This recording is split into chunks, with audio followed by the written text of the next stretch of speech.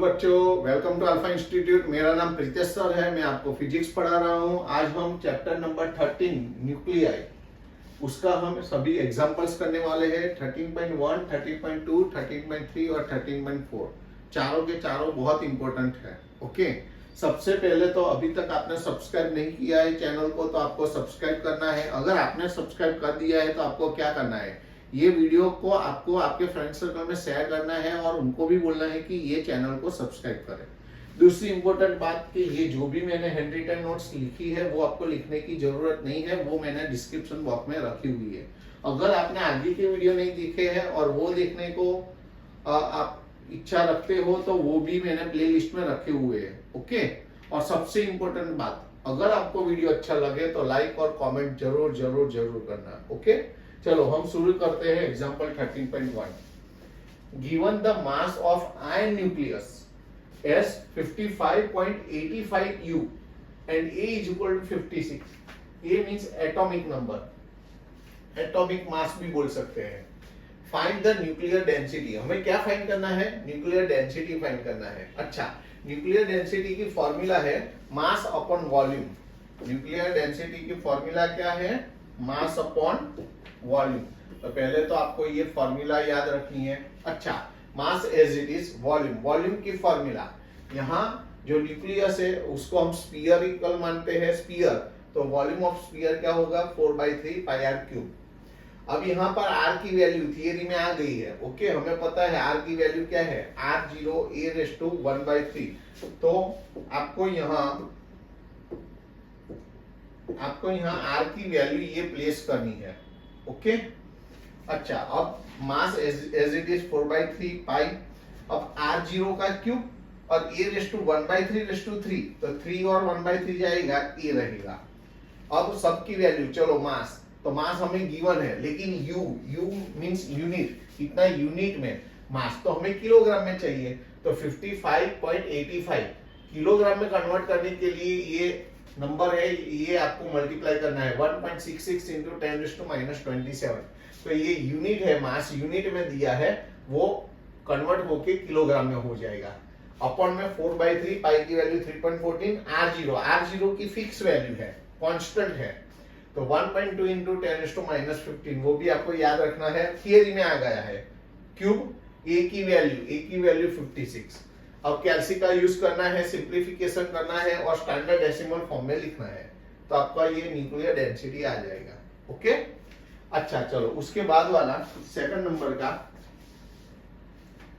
Example 13.2, calculate the energy equivalent 1 gram of substance. अगर कोई substance का मास 1 ग्राम है तो उसके इक्विवेलेंट कितनी एनर्जी होगी वो हमें कैलकुलेट करनी है।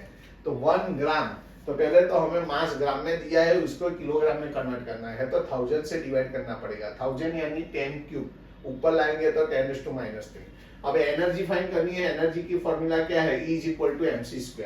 मास 10⁻³ c mean speed of light in vacuum, वो हमें पता है 3 × 10⁸ तो c की वैल्यू आपको ये याद रखनी है, वो तो याद है ही हमें, होल स्क्वायर, ये एज इट इज, 3 का square 9, power raise to power multiplication of 2 power, 8 2 जा 16, 9 एज इट इज, 3 पावर 16 में से 3 जाएगा 13 पावर, तो ये एनर्जी जूल में आ गई। तो कितना सिंपल सम है। ओके, अच्छा, उसके बाद example 13.3, find the energy equivalent 1 atomic mass unit. हमें एनर्जी फाइंड करनी है इक्वल टू, अभी हमने ये एनर्जी फाइंड करी equal to 1 gram of substance, अभी हमें फाइंड करनी है energy equivalent to 1 atomic mass unit यानी 1 U। यहाँ m = 1 U दिया है, इसके आगे के सब में m = 1 ग्राम था, यहाँ 1 U है। U में से किलोग्राम में कन्वर्ट करने के लिए 1 के साथ हमें 1.66 इंटू 10⁻⁻27 से मल्टीप्लाई करना होगा। पहले हमें एनर्जी फाइंड करनी है जूल में, उसको करना है, कन्वर्ट करना है मिलियन इलेक्ट्रोवोल्ट में। ओके, तो हमें ये फॉर्मूला लेनी है, E = mc²। ओके, मास, तो ये मास की वैल्यू रखी c², c यानी speed of light in vacuum, ये तो पता है हमें। ओके, इसका सिंप्लीफाई करके स्टैंडर्ड डेसिमल फॉर्म में लिखो, जूल में आंसर आ गया, आंसर नंबर 1। अब ये जूल में आंसर है, हमें किस में कन्वर्ट करना है? मिलियन इलेक्ट्रोवोल्ट में। तो जो आंसर आए जूल में है उसको इलेक्ट्रोवोल्ट में कन्वर्ट करने के लिए ई की वैल्यू से डिवाइड करनी है। ई यानी चार्ज ऑफ इलेक्ट्रॉन 1.6 इंटू 10⁻⁻19 से डिवाइड करना है। इसका सिंप्लीफाई करोगे कैल्सी का यूज कर से तो इलेक्ट्रोवोल्ट में आ जाएगा। अब देखो यहाँ पर ये आएगा 0.9315 इंटू 10⁻⁹। 3 पॉइंट शिफ्ट हो जाओ right side, 3 point right side shift होंगे तो यहाँ से 3 पावर कम होगा। आपको ऐसा लगेगा 3 पावर 3 ही डिजिट क्यों शिफ्ट करना है, क्यों 1 डिजिट नहीं, 4 के 4 डिजिट नहीं, हमें मिलियन में जाना है। मिलियन यानी 10⁻6 आना चाहिए। तो यहाँ 10⁻6 लाने के लिए 3 पावर को लेस करना पड़ेगा। तो यहाँ 3 पॉइंट राइट साइड शिफ्ट हो जाओ तो यहाँ 3 पावर कम हो जाएगी। देखो 6 पावर हो गई और 6 पावर को हम मिलियन बोलते हैं तो मिलियन इलेक्ट्रोवाट में कन्वर्ट हो रहा है। ओके, अच्छा, उसके बाद using this express the mass defect. हमें क्या फाइंड करना है, मास डिफेक्ट किसके लिए, 8O16 के लिए, और उसका आंसर किस यूनिट में लाना है, मिलियन इलेक्ट्रोवोल्ट पर सी स्क्वायर उसमें लाना है। तो पहले तो ये फॉर्मूला है delta M is equal to Z MP plus N M N. Z means atomic number, mass of proton, neutron number, mass of neutron minus mass of nucleus. Okay, तो 8। अब मास ऑफ प्रोटॉन यहां पर U atomic mass के form में, तो यहां पर मास of proton हमें U के फॉर्म में याद रखना है। वो हम जो याद रखते थे 1.67 इंटू 10⁻⁻27 वो किलोग्राम में था। मास ऑफ प्रोटॉन और मास ऑफ इलेक्ट्रॉन जो याद रखते थे ना वो किलोग्राम फॉर्म में थे। यहाँ पर एटॉमिक मास यूनिट के फॉर्म में मास ऑफ प्रोटॉन का क्या होगा 1.00727 यूनिट प्लस यहाँ न्यूट्रॉन देखो ये जेड हुआ, जेड यानी 8, एन यानी ये दोनों का डिफरेंस 16 माइनस 8 यानी एन, तो 16 माइनस 8 यानी 8। मास ऑफ न्यूट्रॉन तो ये 0.0, यहाँ पर 0.007 है, यहाँ पर 1.007 है, यहाँ पर 1.00866 है। Okay, minus mass of nucleus, इसका न्यूक्लियस है O का, उसका मास एक्सपेरिमेंटल वैल्यू है, ये आपको याद रखनी है। ओके, ये दोनों का मल्टीप्लाई करो, ये दोनों का मल्टीप्लाई करो, दोनों का एडिशन करो तो ये आएगा 16.12744 और ये एज इट इज। ये दोनों का सब्ट्रैक्शन करो, ये आया, ये सब आंसर यूनिट में आया। हमें यूनिट में से हमें तो इसमें जाना है मिलियन इलेक्ट्रोवोल्ट पर सी स्क्वायर, इसमें जाना है तो ये रूल से उसको जो आंसर आए उसको 931.5 से मल्टीप्लाई करोगे तो ये यूनिट में से इसमें कन्वर्ट हो जाएगा। बस मल्टीप्लाई कर दो, बस वही हमारा आंसर आ जाएगा। ये इंपॉर्टेंट वन है, मैंने लिख दिया है, very very important one. Okay, उसके बाद example 13.4 answer the following question. हमें ये जो सब क्वेश्चन है, 3 क्वेश्चन है, उसके आंसर देने हैं। क्या है, are the equations of nuclear reaction. यहाँ पर एक न्यूक्लियर रिएक्शन है, okay, such as those given in section 13.7, वो एनसीईआरटी का टॉपिक नंबर लिखा है यहाँ। Are the equations of nuclear reactions balanced, ये बैलेंस्ड है in the sense of chemical equation, chemical के इक्वेशन के सेंस में ये बैलेंस, इसको हम बोल सकते हैं यस और नो। अगर नो है आंसर तो in what sense are they balance on both the sides, ऐसा हमें आंसर दे रहा है। तो नंबर ऑफ, ये बैलेंस है, क्यों है, number of atoms of each element, each element, यहाँ हाइड्रोजन के कितने एटम्स है 4, तो इस तरफ भी कितने हैं 4, ऑक्सीजन के कितने हैं 2, तो यहाँ ऑक्सीजन के 2, तो दोनों साइड नंबर ऑफ एटम्स कितने हैं बैलेंस्ड है। तो number of atoms of each element is the same on both the sides of equation, ये तो पहला रीजन हो गया। अब दूसरा रीजन क्या लिखना है, इन न्यूक्लियर रिएक्शन, ये हम मान लो कि ये न्यूक्लियर रिएक्शन भी है तो इसमें number of protons and number of neutrons are same on both the side, दोनों तरफ प्रोटॉन और न्यूट्रॉन के जो नंबर्स होते हैं वो भी क्या होते हैं, सेम होते हैं। तो यहाँ पर ये जो 2 रीजन है कि दोनों तरफ नंबर ऑफ एलिमेंट भी सेम है, नंबर ऑफ एलिमेंट के एटम्स भी सेम है, दोनों तरफ प्रोटॉन्स और न्यूट्रॉन के नंबर भी सेम है। सो इसलिए हम कह सकते हैं कि ये इस सेंस में ये इक्वेशन बैलेंस्ड है।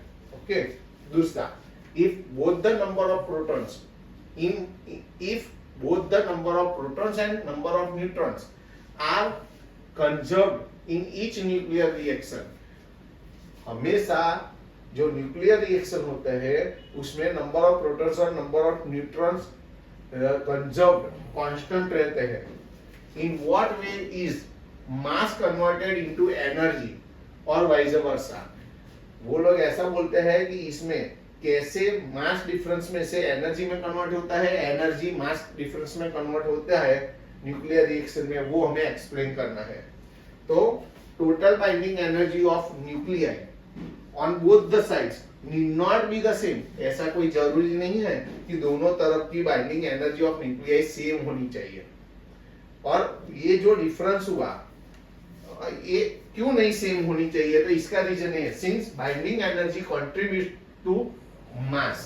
जो बाइंडिंग एनर्जी है मास को कंट्रीब्यूट करती है. ओके, दैट डिफरेंस, तो इसके लिए मास का भी डिफरेंस होता है. और the difference in the total mass of nucleus, अब मास में डिफरेंस हो गया. पहले तो बाइंडिंग एनर्जी में भी डिफरेंस था, वो कंट्रीब्यूट करता है मास, तो मास में भी डिफरेंस हो गया. That difference in the total mass of nuclei on both the sides get converted, और वो जो डिफरेंस ऑफ मास डिफरेंस होता है, ओके, मास डिफेक्ट होता है, वो कन्वर्ट होता है, गेट कन्वर्टेड इनटू एनर्जी और वाइस वर्सा. ऐसे ही एनर्जी में से हम मास डिफरेंस को एक्सप्लेन कर सकते हैं, समझ सकते हैं. ओके, ये सब भी इंपॉर्टेंट वन है. See, general impression exist that, general impression and ऐसी, इसका मतलब क्या है कि ऐसा मानना है कि मास एनर्जी इंटर कन्वर्जन एक दूसरे में ट्रांसफर होना take place only in nuclear reaction. ऐसा एक दूसरे में ट्रांसफर होता है, वो ओनली न्यूक्लियर रिएक्शन में ही होता है, नेवर इन केमिकल रिएक्शन. ऐसा केमिकल रिएक्शन में नहीं होता है. ये ऐसा जनरली मानना है, लेकिन वो गलत है. ऐसा एक्सप्लेन करो. ओनली न्यूक्लियर रिएक्शन में ही ऐसा होता है, केमिकल रिएक्शन में नहीं होता है. ये हमको गलत करना है. The mass defect involve in a chemical reaction, जो केमिकल रिएक्शन में मास डिफेक्ट होता है वो are almost a million time smaller than those in a nuclear reaction. Nuclear reaction में जो मास डिफरेंस होता है उसके कंपेयर में जो केमिकल रिएक्शन में जो मास डिफेक्ट होता है बहुत बहुत कम होता है, मिलियन टाइम स्मॉलर होता है. और उसी कारण से so mass energy interconversion does not take place. तो यहाँ केमिकल रिएक्शन में वो कन्वर्जन टेक प्लेस नहीं करता है. सो general impression is incorrect. Okay, तो ये सम भी प्रॉपर आपको तैयार करना है, आ सकता है. ओके, तो आज हमने 13.1 से 13.4 यानी इतने ही एग्जांपल्स है. तो आज हमने इस लेक्चर में सभी एग्जांपल को कंप्लीट कर दिया है. अब नेक्स्ट लेक्चर में एक्सरसाइज के 10 सम्स है, तो वो हम नेक्स्ट लेक्चर में सभी एक साथ में ही कवर कर देंगे. ओके, मैंने पहले भी बोला अगर आपको वीडियो अच्छा लगा है तो पसंद आया है तो आपको लाइक और कमेंट जरूर जरूर जरूर करना है. ओके, चलो नेक्स्ट लेक्चर में मिलते हैं. Tata bye, see you.